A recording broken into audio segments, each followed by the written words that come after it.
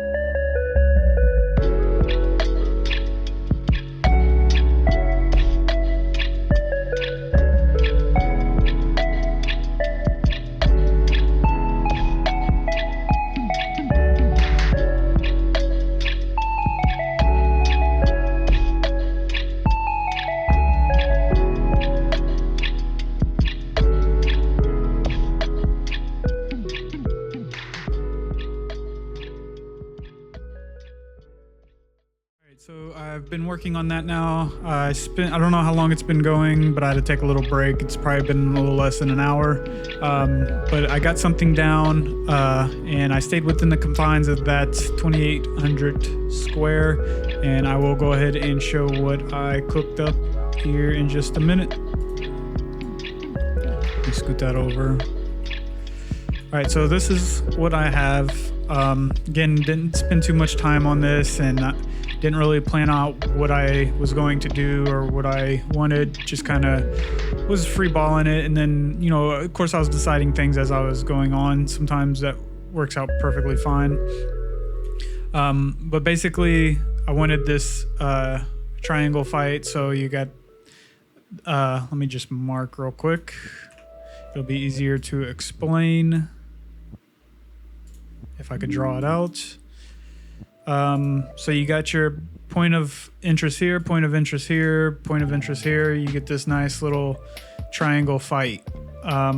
This always works out. It's a safe bet to do in a combat scenario.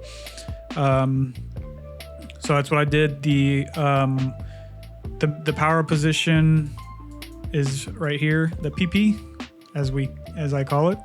The power position is this building here, and it's also how I balance it out. So if you just think about this, for example, two teams holding this down, kind of like focusing on this would make it a little rough, but that's where the power position comes into play, of like having better cover, more height advantage. And then also, if this is like a battle royale or something, there could be better loot inside of this, or even an arena game, something like Gears of War, the sniper or the boom shot or the torque bow could be in this, and these could be nothing. So those are things I was taking into account. So how this is a little more powerful is because it's more guarded. You can kind of choose different lines of sight. So like you can peek over here and get a little cheeky shot, peek over here, and you're fully covered from this side. So if you're over here, then you're exposed, but that's kind of the caveat to that, is like you can peek here. Originally I did have it to where you can like mantle up here and come over here and challenge. So that's like the power position too. But that would have felt weird if I climbed up here and then there was a hole here, and you're on this little platform here, and you go backwards and fall into the hole. So I decided to do it right here. Now this could be a staircase. Again, I wasn't really worried about the metrics, and that's why there's some things that just didn't work out with like something like this, where if I were, you know, following a metric guideline, I'd be able to add in a staircase here and make it a little more fluid. But in this case, you could just imagine like a zip line or a launch pad or something to get up here and move pretty quickly. And that also gives you more free range on the entire rooftop. I was going to do something up here, but then I decided not to. The ideas with this was putting a zip line from this side over to here, and players from within this building can't access the rooftop, but players from this building can. So the only way to access the rooftops is the zip line from here, which I decided not to do just because time wise. And again, you kind of got this line of sight over here. You got the line of sight over here, so you can kind of get into some different types of fights here. And then I put some cover here, just some simple cover here for some front lines, so you can get this cross section here. You got this bridge as well. So like a good thing about combat and multiplayer shooters is you want to be able to finish off your kill. So there's a lot of maps or a lot of POIs where you can knock somebody or get them really low damage, and you don't have the opportunity to act on that. And that's the worst feeling, because then it's a pointless battle to get into. If you get into a fight and you're not able to capitalize off of getting the better of the situation, then it's pointless to get into the fight. So this little POI here, you have those opportunities. So if you get into a fight and somebody's inside this building and then it's like you did them good, you can run out pretty quickly, jump over this little gap and kind of finish off the fight. Or you can mantle over the window, jump down. That way it's not as predictable that they expect you. So now it's a little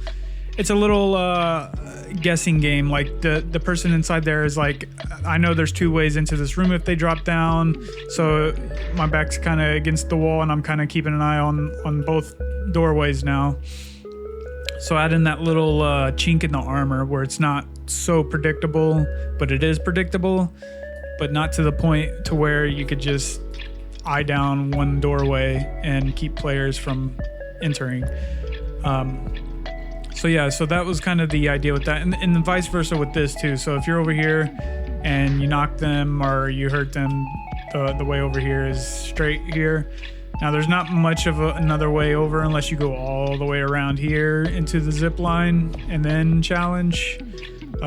So that could be something to improve on, but that's something I would just keep in mind and play test and see how it plays if people could capitalize pretty good.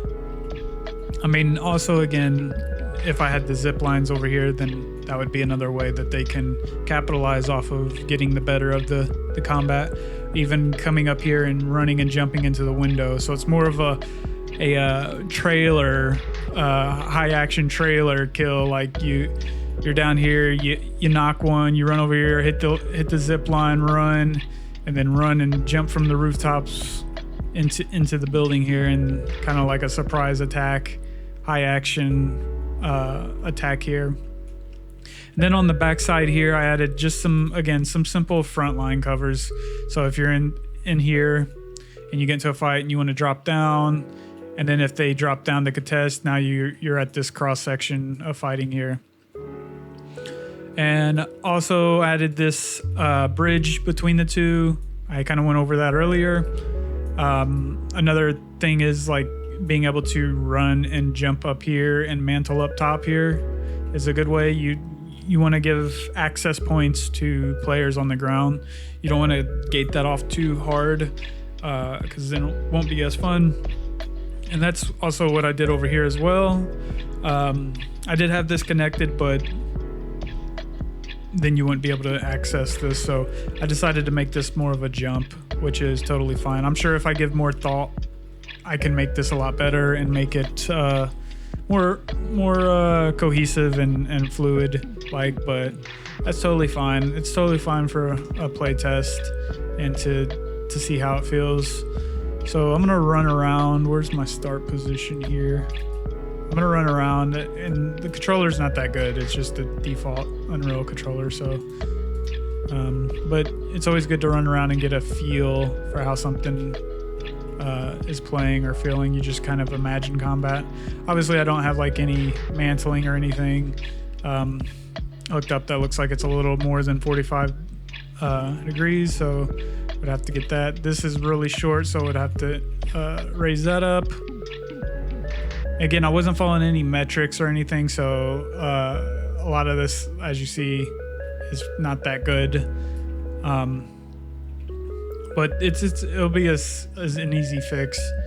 I could have sworn I made these like 200 units tall, but I guess not. 100, 200, yeah. So I'm not sure why this is not fitting. Fits in there.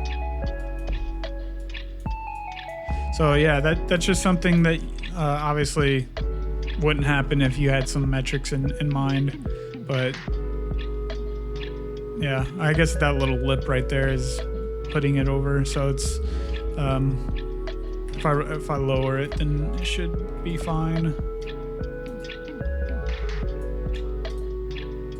So like that, and then if I hit play, I should be able to enter in. But again, it's like really bad. Like you don't want, these metrics are really bad. You're bopping your head. But yeah, so that's that. I spent maybe an hour on this, maybe a little less.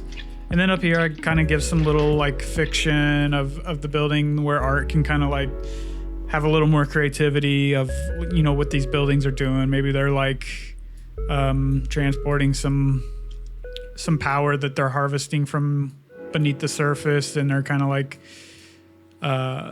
making some kind of fusion thing up here that shoots a beam of light or beam of energy into the sky. And there's just tons of little things like this I like doing to give little narrative beats. And of course, when I make these things out, it would make more sense, and it would be more cohesive, and I would have actual ideas of why I did what I did with these, even if there's no like real gameplay implications of this, but it's more like trying to build up the lore, the world building and stuff like that. I love doing that type of stuff. Sometimes I do, and then sometimes like I get into a rut where it's just like I just want to make something and not worry about all that. But I really like making a play space that has some kind of lore or fiction behind it. And I use that kind of to drive some of the ideas that I do and some of the research that I do. So it's easier to get attached to an idea, in my opinion, at least for me, when there's some meaning behind what you're doing and there's like some kind of narrative behind it. I really like doing that and building up a world or a POI like that. That's where a lot of the fun comes into play, is like trying to make it a fun, interesting play space, but also give an experience like visually what players can think and make them have their own conclusion to kind of lead things up for speculation on what this play space can be, and it's just a lot of fun when you get, that's how you get lost in the world as a player, in my opinion, is just like everything's not like black and white, and there's some room for your own thoughts. Like not everything needs an answer, and I think that's a lot of games do away with nowadays. They kind of have an answer for everything that they do, and there's got to be this whole drawn out plan of why this is there, that, and yeah. So I like doing that with my play spaces as well, which, and kind of with, you know, just explaining what these are doing is kind of touching on that. So that's going to be the end of my video. I'm looking forward to seeing what you guys come up with, and see you guys on the next one. I'll also end with, if you want to support the Patreon, it's linked down below. That's what this video is about, is for the Patreon people. We have 10 members, but there's non-paid members. So there's different ones that you can help support the channel and help support me to continue these videos. So the people that are doing the Patreon will have access to this 24 to 48 hours before, and then that's where you'll submit your images over there on the Patreon. So if you're interested in that, go ahead, come over. You can also join for free, so come on over, join for free, and maybe later on you'll want to help support the channel. Other than that, peace out.